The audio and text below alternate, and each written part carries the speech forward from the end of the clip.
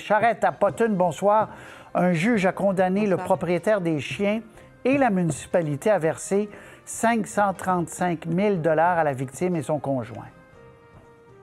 C'est un jugement, Patrice, qui marque un tournant, une compensation parmi les plus élevées, sinon la plus élevée jamais accordée par un tribunal dans un dossier de chien dangereux.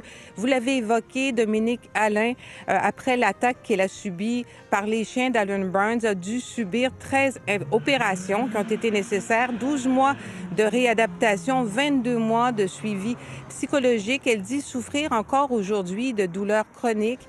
Elle ne peut pas travailler plus de 15 heures par semaine. Donc, la Cour tient compte des préjudices subis, des pertes de revenus passées, futures, également des dommages non pécuniaires en accordant à Mme Allain 460 000 $ et à son conjoint, Léo Joy, 75 000 $.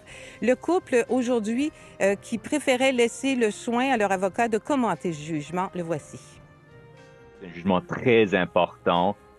Parmi les plus élevés, sinon la plus élevée pour un dossier de morsure de chien au Québec. Il faut se rappeler, les blessures de nos clients ont été très importantes, puis les séquelles laissées par cet événement. Donc, Mme Allain et son conjoint, Léo Joy, ont droit d'être compensés pour ce malheureux incident. Puis effectivement, ils ont été compensés entièrement. Le propriétaire, on se souvient, Alan Burns avait été condamné à 6 mois de prison, interdiction d'avoir des chiens pour le reste de sa vie. Les chiens, vous allez me le confirmer, avaient été euthanasiés également.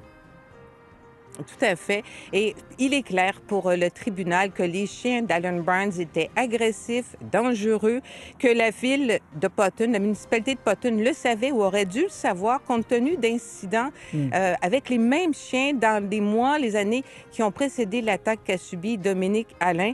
Le maire de l'époque, Jacques Marcoux, est conscient de la responsabilité de la municipalité. Le voici. Il fallait que ces gens-là soient compensés d'une façon ou d'une autre. Je pense que ça devrait quand même avoir un effet au niveau de l'ensemble des municipalités du Québec, en ce sens que, à partir du jugement rendu contre le canton de Potton, il y a sûrement beaucoup de municipalités qui vont vouloir resserrer justement la gestion relative à la sécurité touchant les chiens. Très bien. Guylaine à Potton en Estrie, merci. À la prochaine. Je vous en prie.